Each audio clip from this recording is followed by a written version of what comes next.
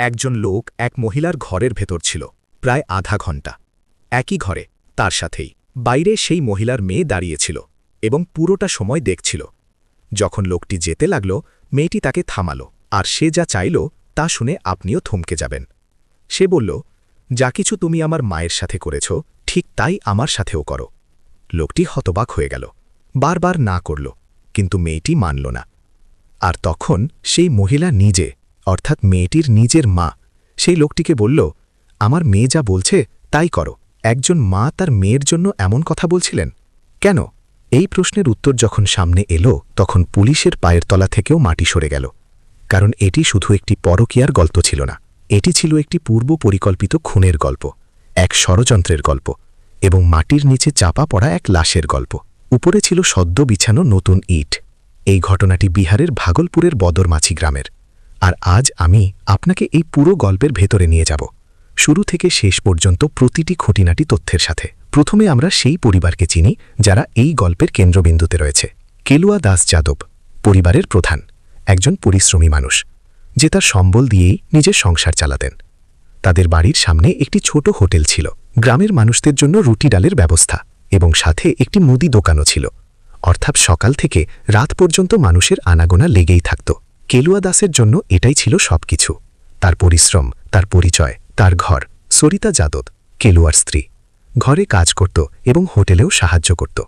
উপর থেকে দেখলে সবকিছু ঠিকঠাকই মনে হতো। জুলি যাদব তাদের তরুণী মেয়ে, ঘরের কাজে হাত বাড়াত।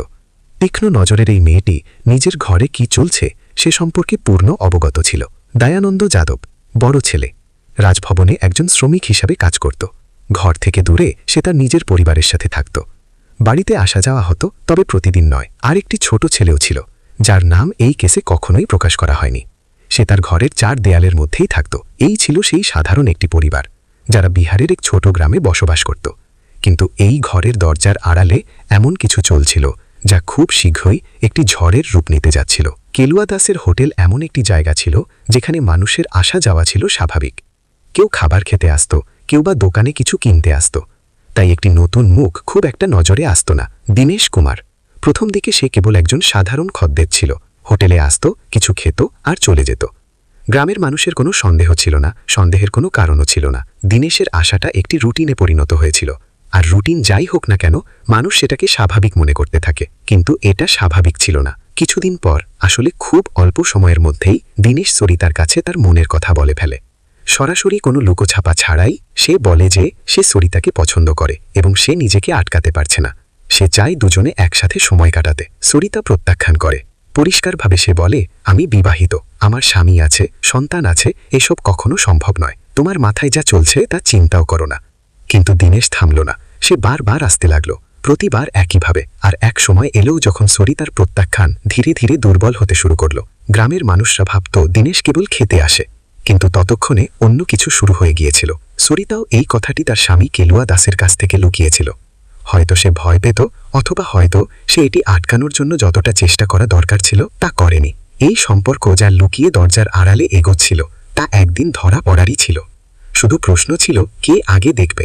সেই দিনটি এলো, আর যিনি দেখলেন তিনি অন্য কেউ নন, খোদ জুলি। সরিতা আর দীনেশ একটি ঘরে ছিল প্রায় আধা ঘণ্টা। দরজা বন্ধ ছিল। জুলি বাইরে দাঁড়িয়ে পুরোটা সময় দেখছিল।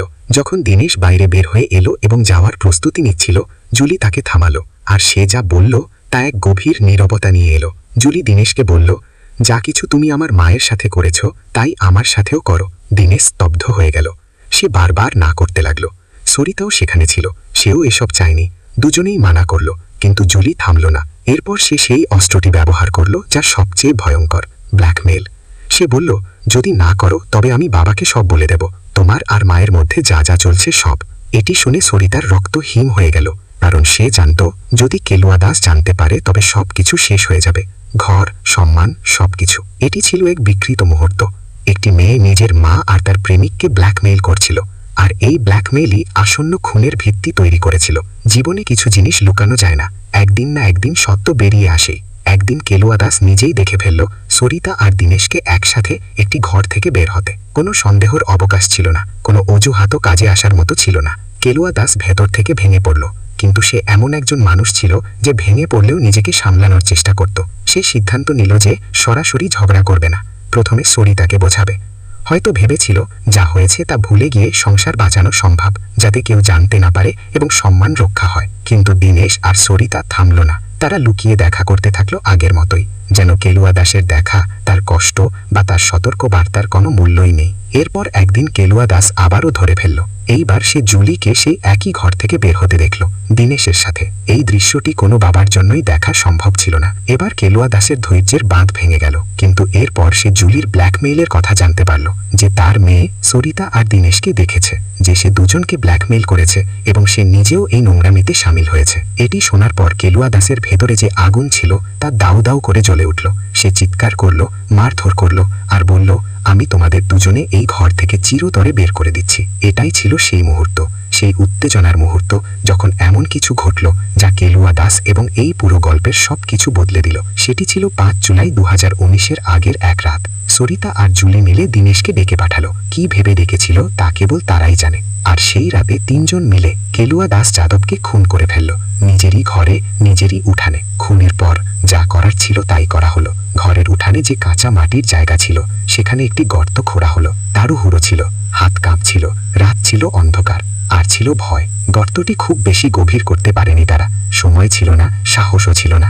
হয়তো ভেবেছিল এটুকুই যথেষ্ট। কেলুয়া দাসের লাশ সেই গর্তে ফেলে উপরে মাটি চাপা দেওয়া হলো। আর এরপর যা সবচেয়ে বেশি অবাক করার মতো বিষয়, পরের দিন সকালে সরিতা আর জুলি ভাটায় গেল। সেখান থেকে নতুন ইট নিয়ে এলো এবং নিজেদের উঠানে সেই ইটগুলো বিছিয়ে দিল, যেন কিছুই হয়নি, যেন রাত শেষ হয়ে এক নতুন দিনের সূচনা হয়েছে। 5 জুলাই 2019। দয়ানন্দ যাদব রাজভবনে নিজের কাজে ব্যস্ত ছিল। সে বাড়িতে ফোন করলো সাধারণ একটি কথা বলার জন্য। সে তার মাকে বলল যে সে বাবার সাথে কথা বলতে চায়। সরিতা বলল, বাবা বাড়িতে নেই, কোথায় গেছে জানি না। দয়ানন্দর কাছে একটু অদ্ভুত লাগলো, কিন্তু ভাবলো হয়তো কোনো কাজে গেছে। সে ফোন রেখে দিয়ে কাজে মন দিল। কিন্তু পরের দিন সকালে তার চাচার মেয়ের ফোন এলো, ভাইয়া, চাচাকে কাল থেকে পাওয়া যাচ্ছে না, কেউ জানে না তিনি কোথায়। এবার দয়ানন্দর পায়ের তলা থেকে মাটি সরে গেল। সে বাড়িতে আবারও ফোন করলো, একই উত্তর, কেউ জানে না। দয়ানন্দ যা করার তাই করলো। প্রতিবেশীদের জিজ্ঞেস করলো, আত্মীয়দের ফোন করলো, সব জায়গায় খুঁজলো, কোনো হদিস মিলল না। এভাবে 5 দিন কেটে গেল। কেলুয়া দাসের মতো একজন মানুষ যে কখনো না বলে কোথাও যায় না, সে একেবারে গায়েব হয়ে গেল। অবশেষে দয়ানন্দ থানায় গিয়ে নিখোঁজ ডায়েরি করলো। সে জানতো না যে গ্রামে ততক্ষণে এক তোলপাড় শুরু হয়ে গেছে। কেলুয়া দাসের নিখোঁজ হওয়ার খবর আগুনের মতো ছড়িয়ে পড়ল। সবাই আলোচনা করছিল কি হয়েছে, কোনো দুর্ঘটনা কিনা। আর তখনই এক প্রতিবেশী কিছু লক্ষ্য করল। কেলুয়া দাসের বাড়ির উঠান থেকে এক ধরনের গন্ধ আসছিল, হালকা, কিন্তু এমন এক গন্ধ যা জানান দেয় কিছু একটা ঠিক নেই। সেই পচা গন্ধ যা কেবল খারাপ কিছু ঘটলেই আসে। প্রতিবেশী থমকে দাঁড়ালো, ভালো করে গন্ধ শুকলো। তার নজর পড়ল সেই নতুন ইটগুলোর ওপর, যা উঠানে সদ্য বিছানো হয়েছে, একদম নতুন, আগে সেখানে ছিল না। পুলিশকে খবর দেওয়া হলো। পুলিশ এলো এবং যখন তারা জায়গাটি দেখল, নতুন ইট আর সেই গন্ধ, বুঝতে বাকি রইল না। শ্রমিক ডেকে খনন শুরু হলো। কিছুক্ষণের মধ্যেই মাটির নিচে একটি লাশ পাওয়া গেল। কেলুয়া দাস যাদবের লাশ। নিজেরই উঠানে, নিজেরই ঘরে, নিজের মানুষদের হাতেই প্রাণ দিতে হয়েছিল তাকে। যখন গ্রামবাসী জানতে পারল, তারা ক্ষোভে ফেটে পড়ল।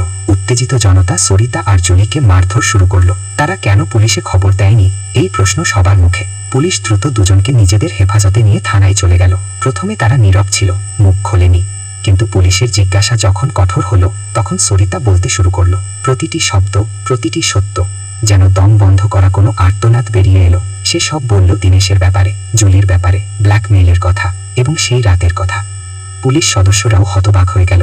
এক মা, তার মেয়ে আর একজন প্রেমিক মিলে এক স্বামী তথা বাবাকে খুন করে ইট বিছিয়ে স্বাভাবিক জীবনযাপন করছিল। সরিতা যাদব, জুলি যাদব এবং দীনেশ কুমার, 3 জনকেই গ্রেফতার করা হলো। এই ঘটনাটি এতই জঘন্য ছিল যে আদালত এটিকে বিরল থেকে বিরলতম অপরাধ হিসেবে গণ্য করল।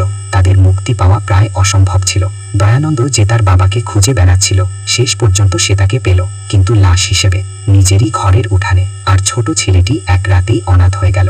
একদিকে বাবা নেই, অন্যদিকে মা খুনের দায় শ্রীগৃহে।